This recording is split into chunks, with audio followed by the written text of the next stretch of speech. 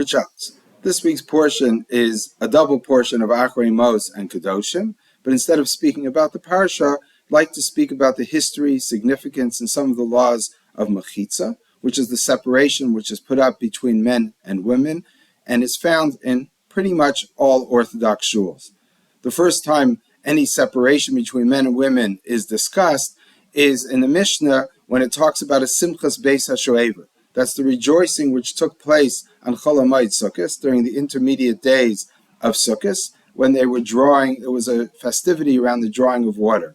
And the rabbis found that there was frivolous behavior that was going on between men and women. So they said, we'll have the men sit up front, or stand up front, and then the women stood up front. They tried different things. It didn't work. So finally, they built a balcony, and the women were to stand on the balcony, and the men were down beneath. And it's a little bit more complicated in the Talmudic literature, but at the end of the day, that seems to be the first mention of it and the source of the idea of a mechitzah of separating men and women. And since we found it in the temple, the idea was that just as it existed in a place of public gathering in the temple, so too is a shul during davening a public gathering, and therefore we also separate the men from the women. Now, there are many different opinions about this. We'll start from the most lenient opinion, is suggested by Rabbi Golinkin from the conservative movement. And he says that this is not really a biblical law. It's not a rabbinic law. It is only a custom that existed as a result of the need and necessity of the time. And therefore, he says, it makes sense to say that today we don't require that anymore, because we're not worried so much about this kalus rosh, this frivolity that existed, because men and women are used to sitting together and seeing each other, and therefore the exposure of one to the other won't cause any problems that might have existed in previous times. And therefore, as a result of being in a different time in history and culture, he says that this is not anymore necessary, and therefore not only do you not have to have a separation between men and women, he suggests also, I believe, that you could have mixed seating and men and women could sit together. That's the most lenient view that I've seen presented by Rabbi Golinkin. In the Orthodox world, that opinion is not accepted, and then the only discussion is whether it is sort of a rabbinic law, or maybe not necessarily as strict as a rabbinic law, but as a rabbinic tradition, and others, Rabbi Feinstein, who says that it's actually a biblical law, and won't go into the details of how he decides that it's a biblical law or not, but those are the two different opinions, basically, in regard to mechitzah. In practice, it doesn't make much of a difference whether it's one or the other. It's still saying that that's the law, the halacha, the tradition, and we must keep it. But then the discussion goes as following. What's the purpose of the mechitzah? Is it only that we shouldn't have activity between the men and the women, and therefore you keep them separate? Or is it that men shouldn't see the women, and perhaps the women shouldn't see the men at all? Because the question is, what causes the problem? The ability to mingle with each other, the intermingling, or is it this seeing?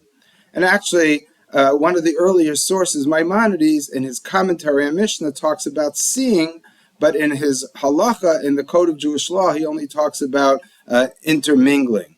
So here we'll start with a more lenient view, is again, Rabbi Feinstein, Moshe Feinstein says that the only problem is the intermingling. And therefore he says the mechitzah does not have to obscure the view of men to women. And it's generally, although I said before that we're worried about also women to men, the emphasis does seem to be on men seeing women, or having access to the women, or being distracted from the women. And he says, therefore, as a result, what we should do is we need a barrier which stops us from having anything to do with each other. And he suggests, in his opinion, that it only has to be shoulder high. And I've seen different heights that are suggested. Some say 6 feet, others say 54 inches.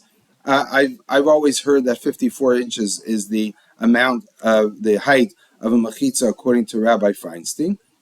And therefore that will be up to the typical shoulder height. And although a man could see a woman over the Mechitzah, but there's not going to be any intermingling. And therefore that's all you really need. And he says, actually, the better solution is really a balcony, because that completely separates it, and that's the way it was in the temple.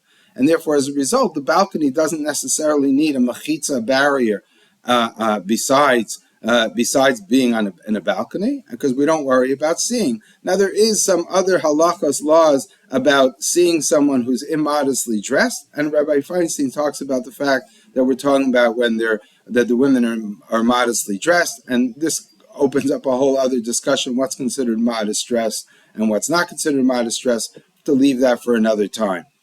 At the end of the day, though, he says a balcony is ideal, and if not a balcony, to have call it 54-inch height mechitzah separating the two. And not only that, but according to that, it wouldn't be a problem if it's a glass or see-through mechitzah, because again, the idea is that we don't want to have access one to another rather than seeing each other. Again, there's levels of what's considered ideal or not, but basically that's the way it plays out.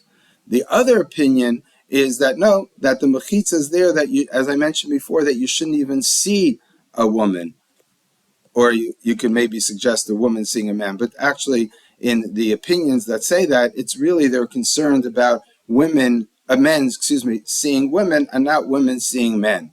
And therefore they say, no, you need a barrier which completely obscures the view of the men to the women, but you would, therefore, if we're only concerned about the men seeing the women, you could have a one-way mirror, where the men are looking, they see a mirror, the women could see through the glass. And that could be either on the same level, or even on a balcony, you would need it. And according to this view, a shul that doesn't have a proper mechitzah, you're not supposed to pray in, because there's an obligation to have a mechitzah there. Again, there might be different and varying opinions, but generally it's understood that therefore, if you hold from that opinion, you don't daven in that shul. And therefore, many people ask, so what's the problem? Just look the other way. I believe, if I understand it correctly, that won't help, because once that shul doesn't have a proper mechitzah, it's not a place which you're supposed to be in, because there could be that distraction, even if you personally are not distracted.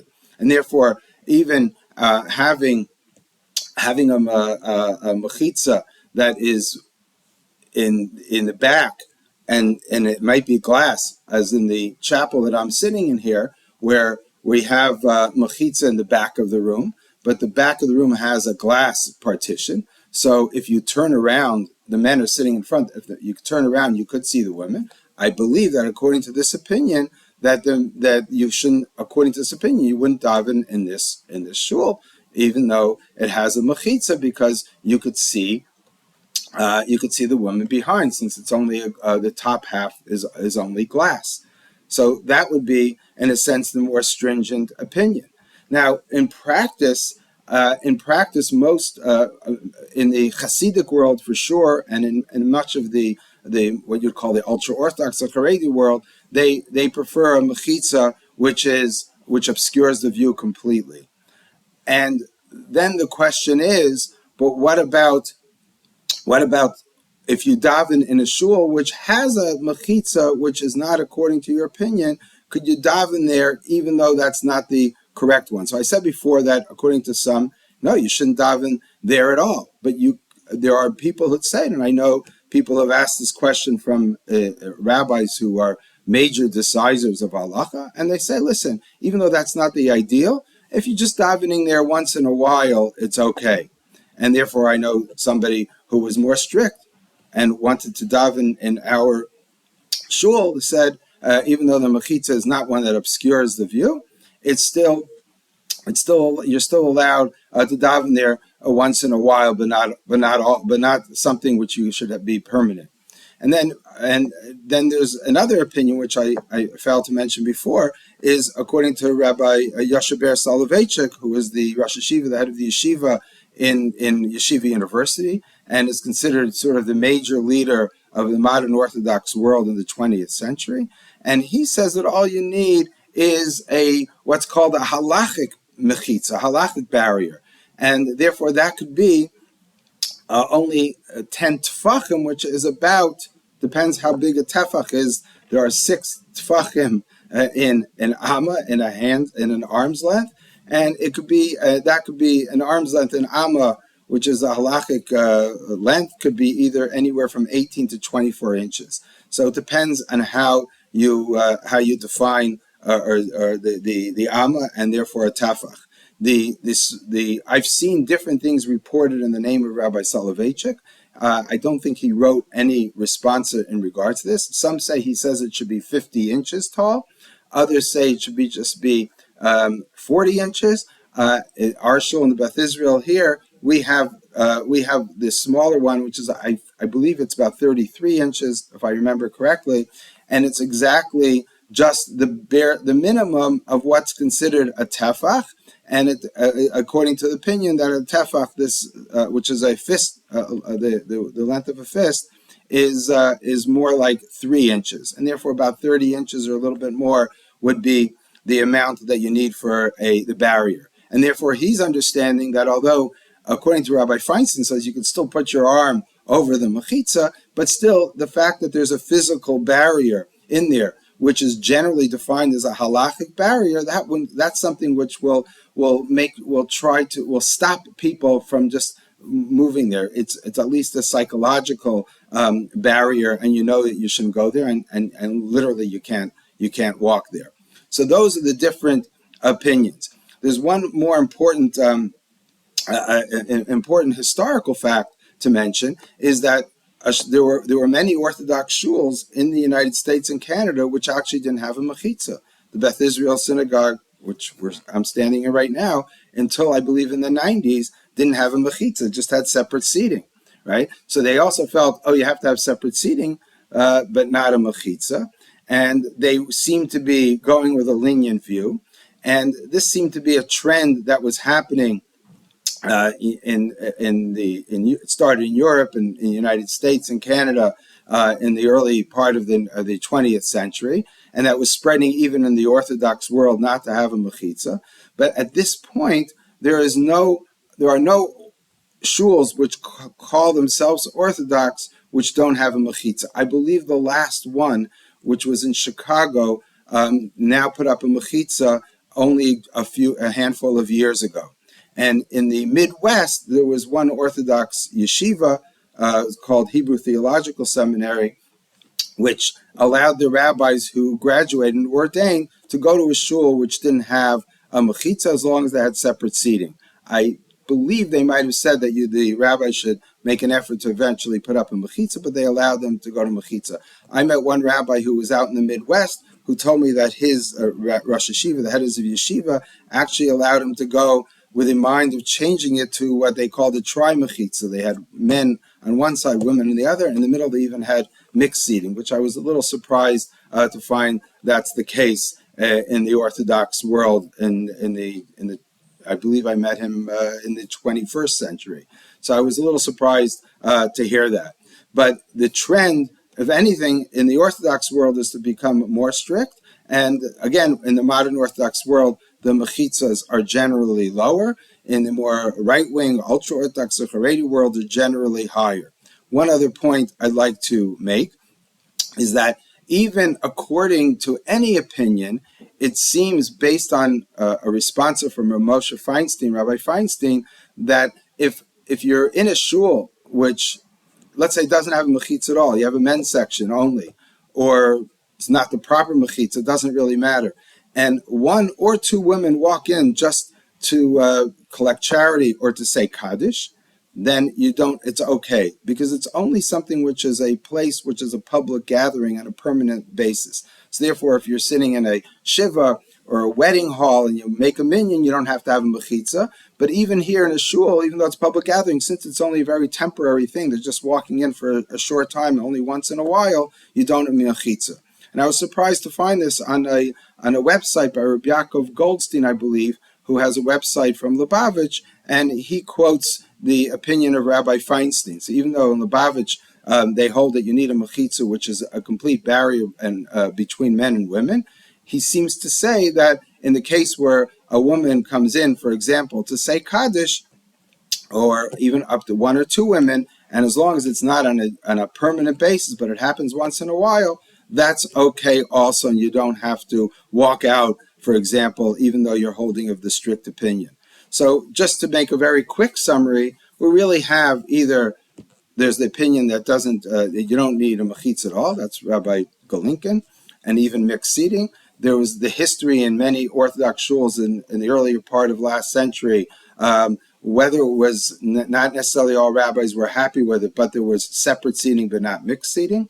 And then there's different levels. Either there's a 30 or 40 or 50-inch different opinions, a mechitza, either a 54 or a 60-inch mechitzah, according to some interpretation of Rabbi Feinstein, or that it should be completely opaque. And again, the ideal, according to Rabbi Feinstein, is to have a balcony, but according to those that say you shouldn't see a woman, then you have to have a barrier even on top of the even on the balcony. I find it interesting that although that's an opinion, if you go to a lot of old shuls in Europe, it seems, if I'm getting it correctly, that they had balconies and they did not have curtains on top of the balconies. I could be wrong. It could be that there were always curtains, but the shuls that I've been in Europe, which seem to be mainstream shuls, did have a balcony without a curtain. So it seems that the opinion of Rabbi Feinstein does have some historical there's some historical evidence that was the accepted view, but that's not a sure thing at all. Anyway, that's a basic summary of Mechitzah. It is a hot issue in many places. Many women feel that it doesn't show respect to women, and I can understand their feeling. And a lot of people are very much more strict, I should say, not careful, but strict, and saying no, you have to have a complete barrier. That men seeing women and women seeing men is a distraction, and it's very difficult to have a proper davening. And the opinions sort of vary from one extreme to the other, and it depends on the traditions that you hold, the shul that you belong to, and the rabbi that you follow the opinion of. It's one of the hot topics that was really something which was very much discussed in the 50s and the 60s, and even up until today. Good Shabbos.